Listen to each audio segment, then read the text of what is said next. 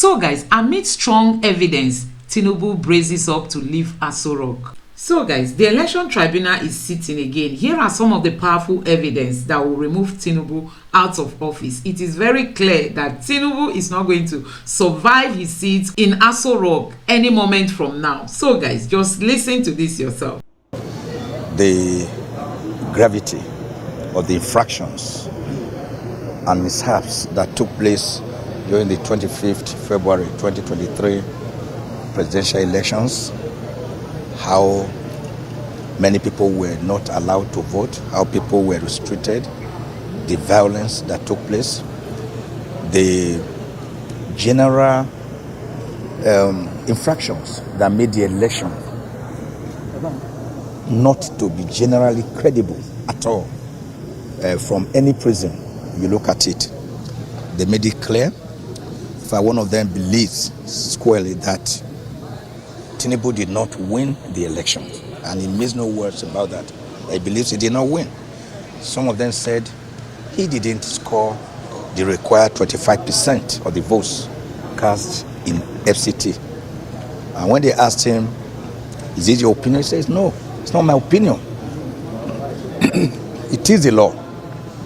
They should have got 25% of FCT to be declared president.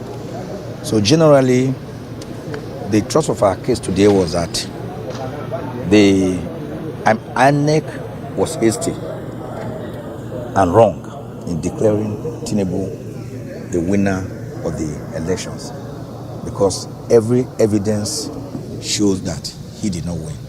That gave evidence to show that INEC compromised its own election by failing to transmit results in real time, as INEC chairman Mahmoud Yakubu promised Nigerians after collecting over 200 billion naira for the same purpose. Well, you see, today we called our star witness who gave very robust evidence.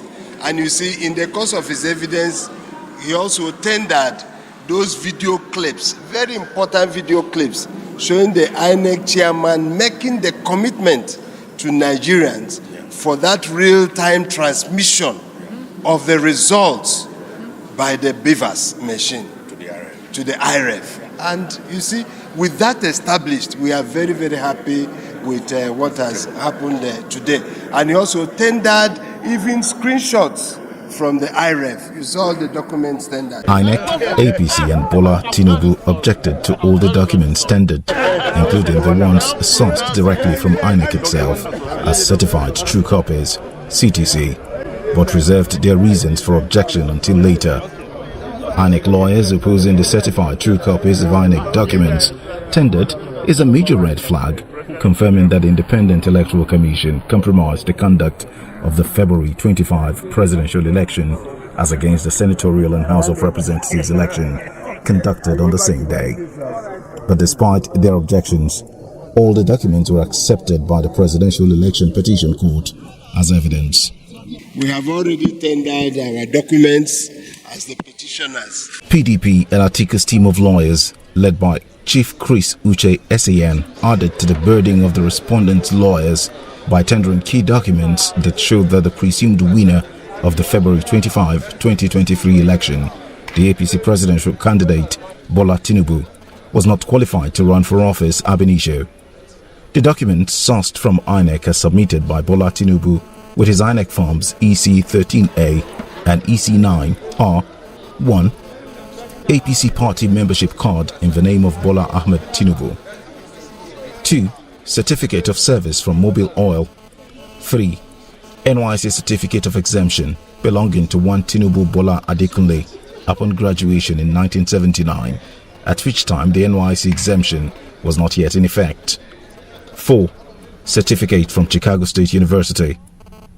Further documents tendered through the PDP Atiku's witness, Mike Enahoro Eba, to challenge the INEC certified documents were CTCs of documents forwarded by a notary public in Chicago, USA through a subpoena.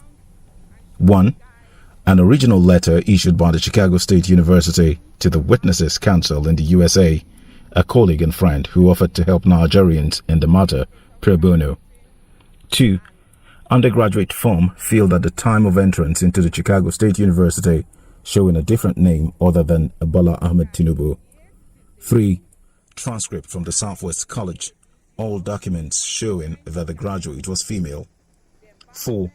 A Guinean international passport in the name of Bola Ahmed Tinubu.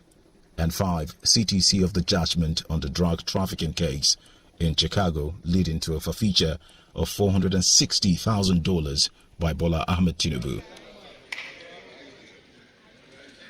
By introducing this dimension to the petition, Chief Chris Uche SAN and the team of lawyers with him have put the onus on Bola Tinubu's lawyers to explain the various names their client bears, why he was at one time a female, the drug trafficking forfeiture matter, and his Guinean citizenship. The Nigerian judiciary is now clearly on trial with the introduction of these documents. Again, if electoral justice is upheld, Bola Tinubu could become the first ever president of Nigeria to be removed from office. We fielded our last witness today, who, as you can see, tendered very, very critical documents pertaining to the qualifications of the second respondent, Bola Ahmed Tinubu, academic qualifications, including the NYSC certificate, and then the conviction, the criminal forfeiture judgment from the US, as well as the Guinean passport. So all these documents were admitted by the court, and we were able to round off our case on that note, having called 27 witnesses. So, and as the law permits us, and also in accordance with the pre-hearing report, we have eventually closed the calling of evidence by the petitioner. So the next stage now is for the respondents. If they have any defense, they will bring forward their own witnesses, and it will now be our turn to cross-examine those witnesses.